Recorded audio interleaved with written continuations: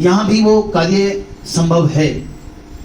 उसके लिए जिस प्लेटफार्म की मुझे इंतजार है, जिस दिन वो प्लेटफार्म बन जाएगा तो आप देखेंगे गाड़ी कितनी तेज गति से दौड़ेगी। वहाँ मैं संतुष्ट हो सकता हूँ कि हाँ, मेरे सामर्थ्यों का उपयोग यहाँ हो रहा है। अभी तो आपने जितना भी नया निर्माण जो देखा है ये 2 साल में, वो नवनिर्माण केवल और केवल लगातार यहाँ बैठे हुए हैं, कुछ चीज़ें चल रही हैं, उसके फलीभूत है। इसमें अभी तक हमने किसी से जाकर के घर पर कोई सहयोग की अपेक्षा नहीं की। अभी तक कोई व्यक्ति ये नहीं कह सकता है कि आचार्य जी ने आकर के हमारे ऊपर प्रेशर दिया हो कि आप हमें इतना धन दो। गुड मॉर्निंग दोस्तों, सुबह के 8 बज रहे हैं और हम लोग जा रहे हैं सरधना से आगे एक गांव है झिटकारी, उसके भी आगे एक महर्षि दयानंद गुरुकुल की स्थापना हुई है, जहाँ पे आचार्य कपिल मलिक हैं, जिनको हम लोग एजुकेशनिस्ट अवार्ड से तो एक इंटीरियर गांव में अपना सर्वस्व दान करके लोग प्रयास कर रहे हैं, छोटे छोटे प्रयास हैं। दोस्तों, मैं आप सब लोग, हम लोग देश बदलना चाहते हैं, दुनिया बदलना चाहते हैं, लेकिन अनभिज्ञ हैं अपने आसपास ही जो छोटे छोटे अच्छे अच्छे काम कर रहे हैं, लोग बड़े बड़े काम कर रहे हैं, लोग अपना सब कुछ न्यौछावर करके काम कर रहे हैं। तो एजुकेशनिस्ट अवार्ड इन्हीं लोगों के सम्मान के लिए है। पिछली बार जब हमने पिछला सीजन किया था तब भी हमने स्ट्रीट गुरुकुल को इंट्रोड्यूस किया था, जहाँ पे अंडर प्रिविलेज बच्चों को, लोहारों के बच्चों को, जो बंजारे हैं उनके बच्चों को शिक्षा दी जा रही थी। कोविड समय में शिक्षा दी जा रही थी। कुछ रिटायर्ड लोग बच्चों को शिक्षा दे रहे हैं रोज शाम को CCS यूनिवर्सिटी मेरठ में जाके। You put down the phone, you have nowhere to go, get back on the road, yeah it's so hard, line, the red stop sign. Call आया कि इस तरीके से आपको ये अवार्ड दिया जा रहा है और जहां आपकी संस्था है या जहां आप चाहते हैं मेरठ में, हम वहां आपको ये देने के लिए आएंगे। मैंने निवेदन किया कि यहाँ इस तरीके से कन्या गुरुकुल है। 9 वर्ष मैंने विश्वविद्यालय में सेवा की।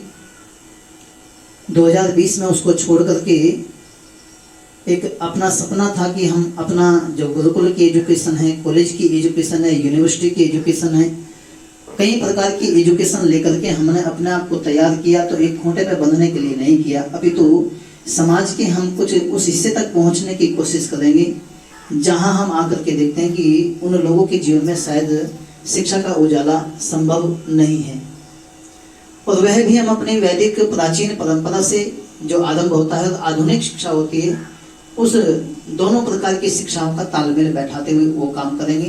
तब जाकर के यहाँ 26 अगस्त 2020 को ये कन्या गुरुकुल स्थापित हुआ।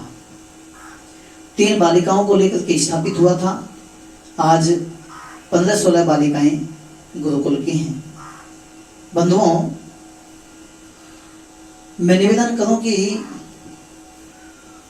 ये एजुकेशनिस्ट अवार्ड जब सोशल मीडिया पर प्रचारित किया गया होगा तो हमारे कोई मित्र हैं, प्रोफेसर है यूनिवर्सिटी में फिजिकल एजुकेशन में, तो उन्होंने मुझे मैसेज किया कि डॉक्टर साहब इस तरीके से एक अवार्ड दिया जा रहा है और इसमें आप अपने डिटेल्स मुझे दें तो मैं उसमें आपका नॉमिनेशन कर देता हूं, या आप ही उसमें नॉमिनेशन करें क्योंकि आप इस अवार्ड के हकदार हैं। ये बात उन्होंने कही। बंधुओं, ये लिंक मैंने देखा और वो सारी की सारी चीज़ें देखी तो उसमें मैंने भी कुछ चीज़ें उसमें डाल दी, और आज सारी की सारी चीज़ें भविष्य के गर्त में होती है। कुछ पता नहीं कब किसके साथ में क्या होने वाला है। योजना अनेकों बनती है, हम लोग भी प्रतिदिन योजनाएं बना करके सोते हैं, लेकिन आप सभी इस बात के साक्षी हैं कि बहुत सारे ऐसे लोग हैं जो उन योजनाओं को अगले दिन पूरा करने के लिए उठ भी नहीं पाते। लेकिन हम सौभाग्यशाली हैं कि परमपिता परमात्मा निरंतर हमें यह अवसर दे रहा है। बंधुओं, एजुकेशन के साथ साथ मैंने अपने जीवन को समाज सेवा के क्षेत्र में जोड़ा। जब मैं प्रथम पीजी कर रहा था, इनका प्रथम स्नातकोत्तर कर रहा था, तब से ही समाज सेवा के साथ में जीवन को लगाना आरंभ किया। और सबसे पहले बेटी बचाओ अभियान, उस अभियान से मैंने अपने आप को जोड़ा सन 2008 में।